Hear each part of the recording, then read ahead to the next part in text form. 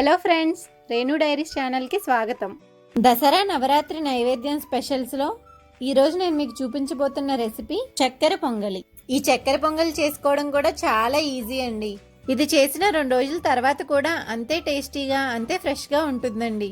సరే, ఎలా చేయాలో చూసేద్దామా? ముందుగా ప్రెషర్ కుక్కర్లో 2 కప్పుల నీళ్లు, 1/4 కప్పు బియ్యం, 1/4 కప్పు వేయించిన పెసరపప్పు వేసుకొని 3 విజిల్స్ వచ్చే వరకు హై ఫ్లేమ్లో ఉడికించుకోవాలి.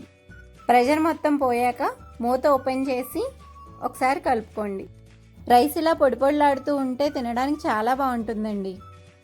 పాకానికి 1/2 కప్పు బెల్లం, 1 కప్పు పంచదార వేసుకొని కొద్దిగా నీళ్లు పోసుకోవాలి. మీడియం ఫ్లేమ్లో పంచదార బెల్లం కరిగేంత వరకు కలుపుకోవాలి.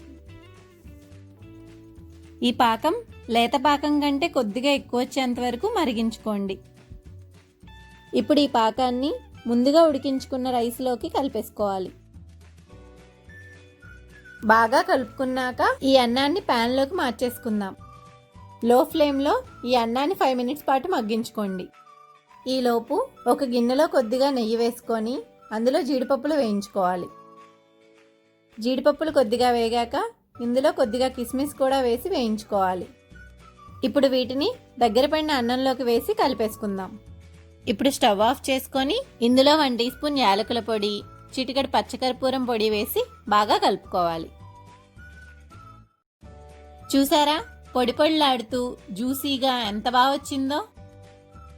అంతేనండి, నోరూరించే చక్కెర పొంగలి రెడీ అయిపోయింది. ప్రతి మెతుకు పాకం పీల్చుకొని చాలా కమ్మగా ఉంటుందండి. ఇక నవరాత్రుల్లో 8వ రోజు ఏమేం చేస్తే మంచి జరుగుతుందో చూసేద్దామా? ఈ రోజు అమ్మవారిని మహాగౌరి అంటే శ్రీ మహిషాసుర మర్దినిగా అలంకరిస్తారు. ఈ రోజు ఇప్పుడు చూపిస్తున్న మంత్రం పఠించి ముదురెరుపు లేదా నెమలి ఆకుపచ్చ రంగు దుస్తులు ధరించి చక్కెర పొంగల్ని నైవేద్యంగా సమర్పిస్తే చాలా మంచిదంటండి. మీకు ఈ వీడియో నచ్చినట్లయితే లైక్, కమెంట్ అండ్ షేర్ చేయండి. Thanks for watching.